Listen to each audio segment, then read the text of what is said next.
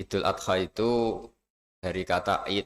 Id itu kembali banyak nikmat atau terulangnya nikmat-nikmat yang diberikan oleh Allah Subhanahu wa taala. Kemudian Al-Adha ini banyak yang mengatakan terkait dengan ibadah penyembelihan kurban disebut Idul Adha atau Idul Kurban. Saya cerita sedikit tentang sejarah Idul Adha. Dulu ada seorang malaikat yang menjelma sebagai manusia dan beliau ini komunikasi dengan Nabi Ibrahim.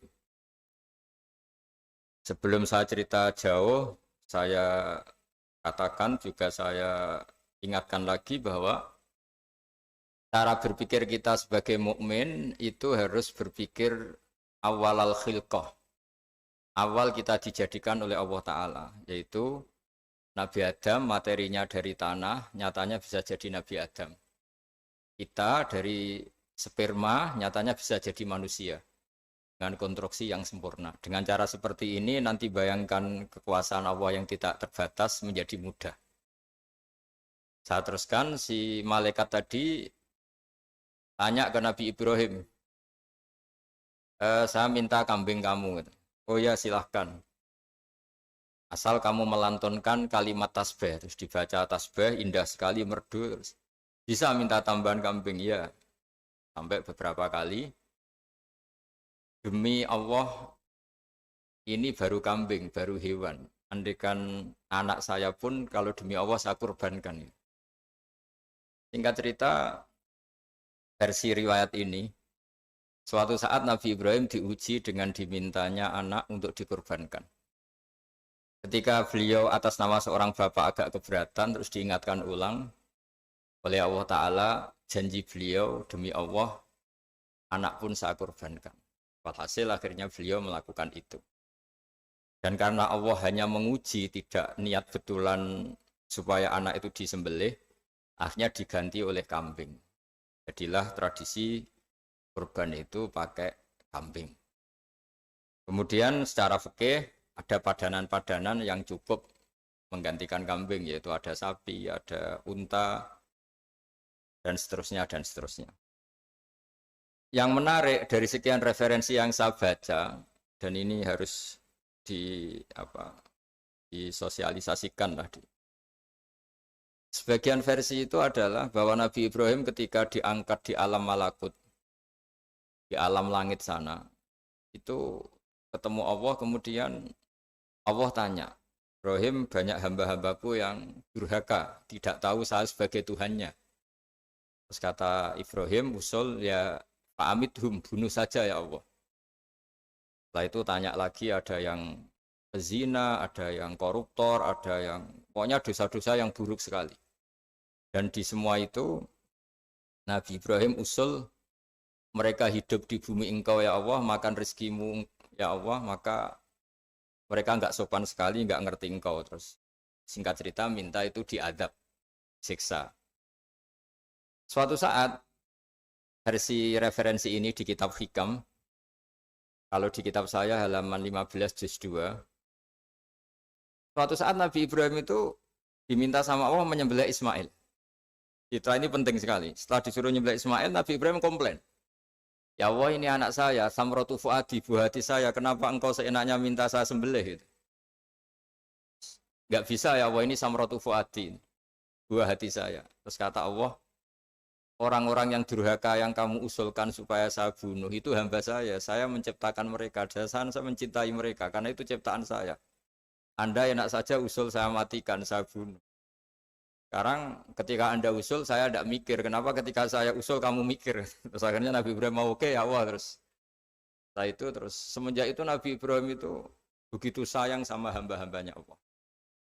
Sehingga dari cerita yang paling masyhur, ketika Abu Bakar As-Siddiq begitu lemah lembut sama hamba-hamba Allah yang lain, Nabi Muhammad mensepadankan dalam hal ini sama Nabi Ibrahim, hati kamu sehalus Ibrahim.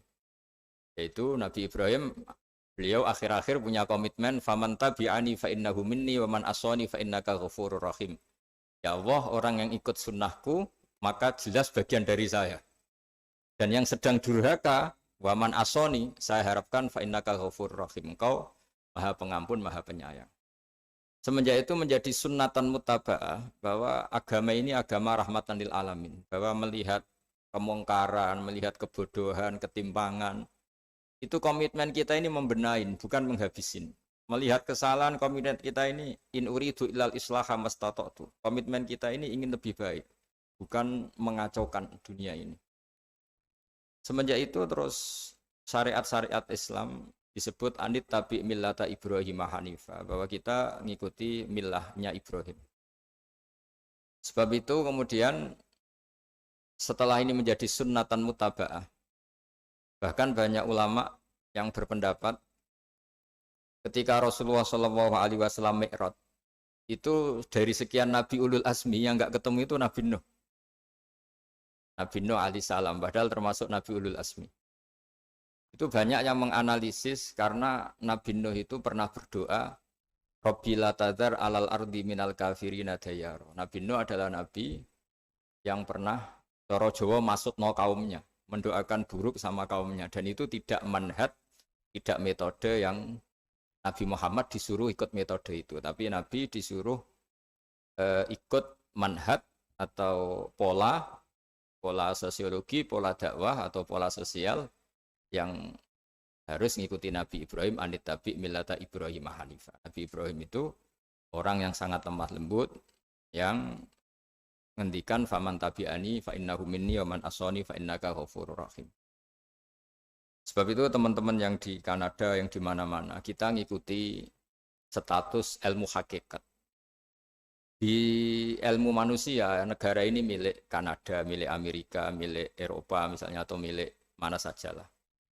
Tapi di status ilmu hakikat, semua itu milik Allah. Sehingga di antara ciri khas Islam adalah kalau dulu agama-agama lain harus salat di tempat peribadatan mereka. Islam mengatakan ju'ilat lanal ardu kulluha masjidan. Semua bumi Allah itu masjid, tempat sujud.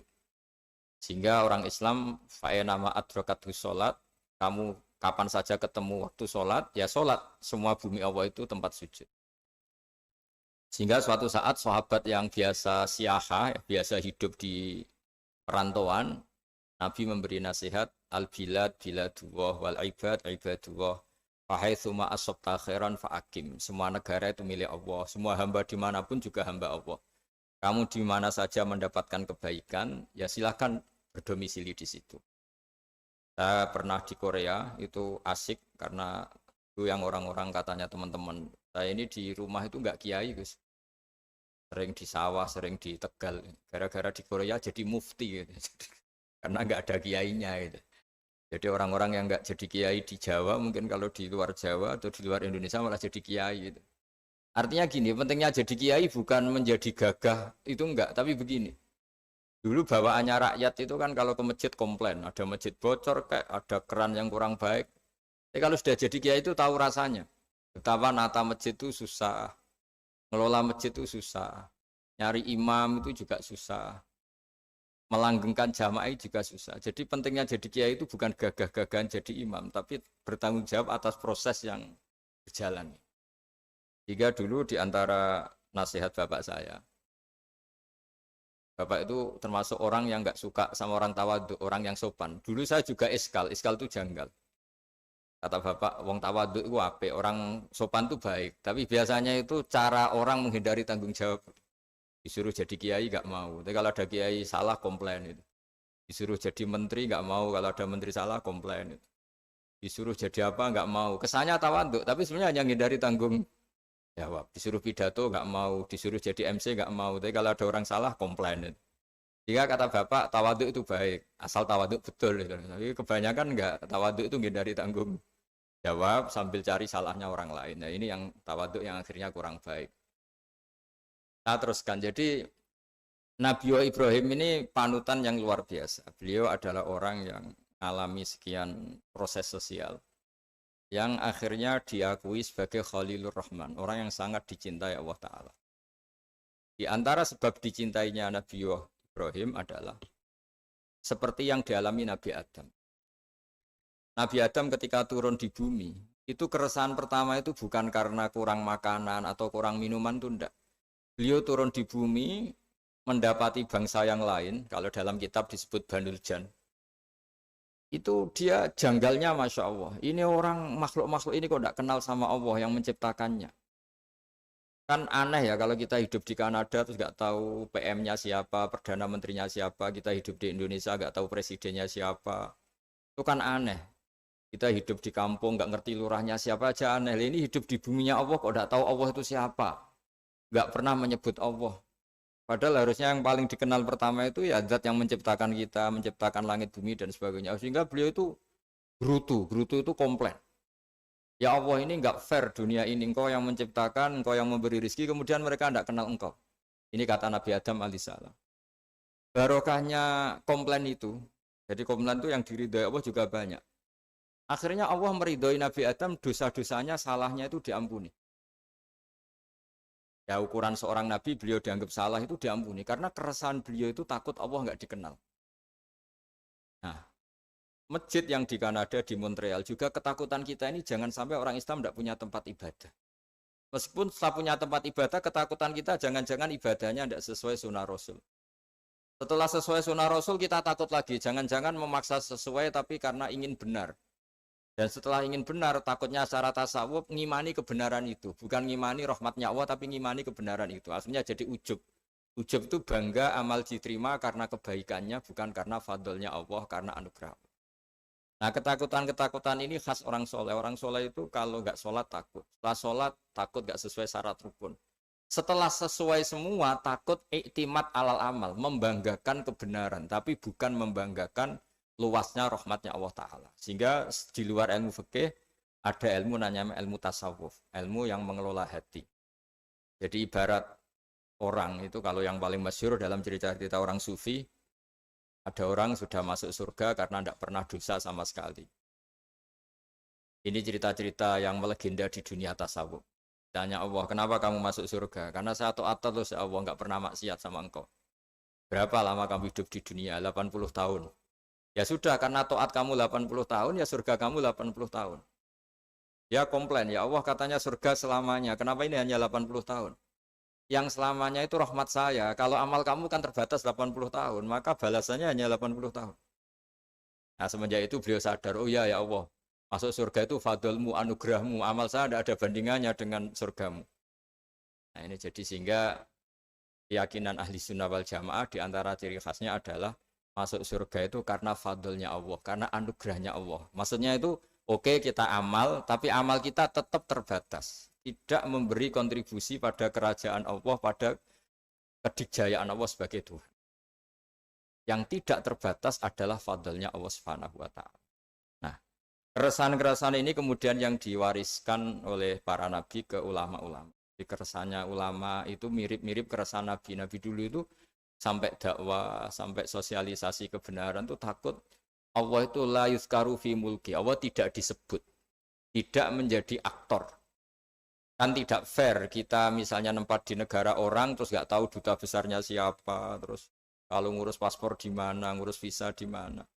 Ini sama, kita hambanya Allah tapi nggak pernah ngurus status kehambaannya. Harusnya kita ngurus status kehambaan kita dengan sholat, berarti kehambaan kita hidup.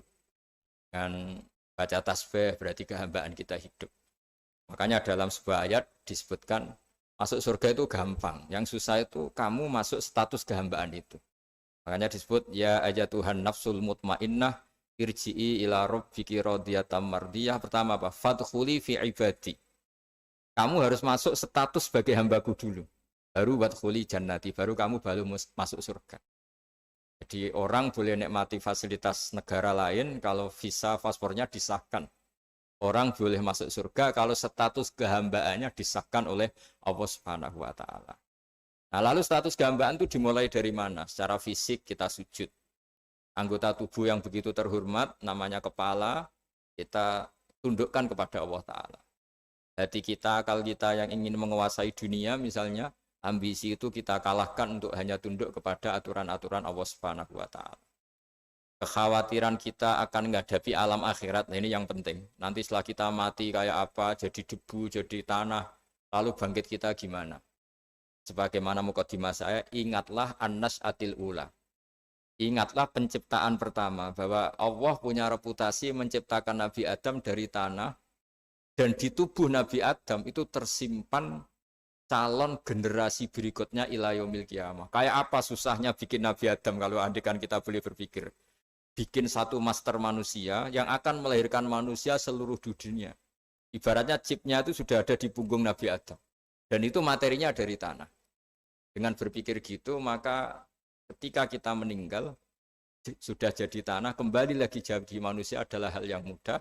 Karena Allah punya reputasi menciptakan manusia super, yaitu Nabi Adam dari tanah. Jika setiap kali kita iskal janggal terhadap kekuasaan Allah, kata Allah Ta'ala, Qul yuhihalladzi ansha'aha awwala marrah. Kalau kamu janggal terhadap kemampuan saya, kemampuan kami menghidupkan tulang belulang yang sudah rapuh, sudah hancur, maka ingatlah reputasi saya, kata Allah, reputasi kami menciptakan Adam dari tanah. Ya, para nabi itu, ini semoga teman-teman yang di Kanaja masih ingat betul iman yang dilatih para guru kita di Jawa, di Indonesia. Para nabi itu saking imannya sama Allah, itu tidak ada, sampai kasarnya itu nggak tahu bedanya antara hal itu masuk akal maupun tidak. Saya beri contoh begini, kalau dalam ilmu tauhid, dan ini harus kita latih terus sampai ketemu Allah Ta'ala. Ketika telur jadi ayam, itu sebetulnya itu kita juga tidak ikut mampu bikin telur jadi ayam. Tapi berhubung sering terjadi, kita bilang telur jadi ayam itu mungkin. Mungkin itu ya mungkin sering terjadi. Padahal sering terjadi ini juga tidak yang jenis kita ikut berkontribusi. Lalu ketika sering terjadi ini kita bilang itu mungkin. Padahal saat kita bilang mungkin, juga hakikatnya kita tidak ikut menciptakan telur menjadi ayam. Lalu karena seringnya telur jadi ayam, kita bilang telur jadi ayam itu mungkin. Mungkin itu nggak muhal. Begitu juga bebijian, nanti jadi pohon besar yang rindang, yang berbuah, kita katakan mungkin. Kenapa kita katakan mungkin? Karena itu sering terjadi. Oh, kita pun tidak ikut menciptakan biji jadi pohon besar, telur jadi ayam. Artinya apa? Zaman sesuatu itu sering terjadi, kita pun sebetulnya tidak pernah ikut menciptakan. Hanya menyaksikan sering, terus kita bilang itu mungkin. Tapi kita tidak memberi kontribusi sama sekali. Semua itu karena kudrohnya Allah, kemampuan Allah. Lalu ketika ada orang yang bilang batu ini bisa melahirkan unta, kita bilang mohal, batu itu tidak mungkin melahirkan unta.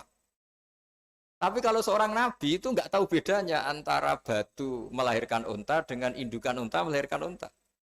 Karena nabi-nabi itu makomnya sudah sangat tinggi. Ketika unta induk melahirkan unta juga tidak atas kemampuan unta induk. Unta induk tidak punya kemampuan menciptakan unta.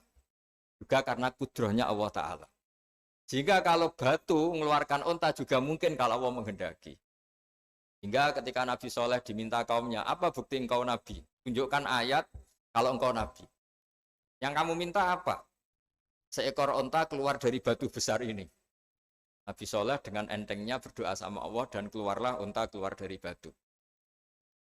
Nah itu makom yang paling tinggi. Makom paling tinggi itu kita mendudukkan Allah sebagai zat yang tidak terbatas kudrohnya. Hingga para nabi itu terus punya mukjizat. Nah, mukjizat itu untuk mengingatkan ulang bahwa Allah itu tidak terbatas kemampuannya. Bagaimana unta keluar dari batu besar zaman Nabi Soleh, zaman Nabi Muhammad air keluar dari jemarinya Rasulullah SAW, Nabi Ibrahim dibakar tidak mempan, tetap sehat, tetap bugar.